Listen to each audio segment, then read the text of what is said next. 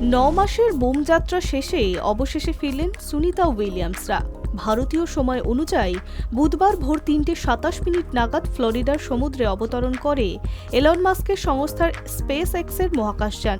সুনিতার সঙ্গে একই মহাকাশযানে ঘরে ফিরেছেন বুচ, নিক হগ এবং রুশ। আন্তর্জাতিক মহাকাশ কেন্দ্রে উপস্থিত ক্রু 10-এর মহাকাশচারীদের গবেষণার কাজ বুঝিয়ে তাদের সঙ্গে ছবি তুলে স্পেস এক্স ক্রু 9-এ চেপে বসেন সুনিতারা। মঙ্গলবার সকাল 10:35 নাগাদ শুরু হয় সুনিতাদের ফেরার যাত্রা। এরপর বুধবার আটলান্টিক মহাসাগরে নিরাপদ অবতরণ করানো হয় তাদের। গোটা ঘটনার লাইভ সম্প্রচার করে নাসা। সমুদ্রের অবতরণের সঙ্গে সঙ্গে সেখানে উপস্থিত হয় মার্কিন নৌসেনার বোট। সেখান থেকে হাইড্রোলিক পদ্ধতিতে জাহাজে তোলা হয় সুনিতাদের।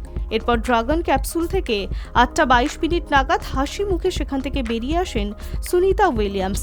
সেখান থেকে তারা রওনা দেন হিউস্টন জনসন স্পেস সেন্টারের উদ্দেশ্যে। আগামী কয়েকদিন এখানেই থাকবেন তারা। এদিকে ভারতীয় বংশোদ্ভূত সুনিতাদের ঘরে ফেরার পর উৎসবে মেতেছে গোটা বিশ্ব।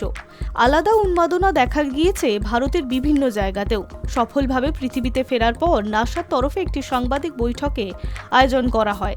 নাসা জানিয়েছে গত 9 মাস 900 ঘন্টারও বেশি সময় ধরে 150টি বিষয়ে গবেষণা করা হয়েছে। অবশেষে নাসার গর্বের সঙ্গীরা নিরাপদে পৃথিবীতে ফিরেছে। পাশাপাশি হোয়াইট হাউসের তরফে বিবৃতি দিয়ে জানানো হয়েছে, কথা দিয়েছিলাম, কথা রাখলাম। Hi news network.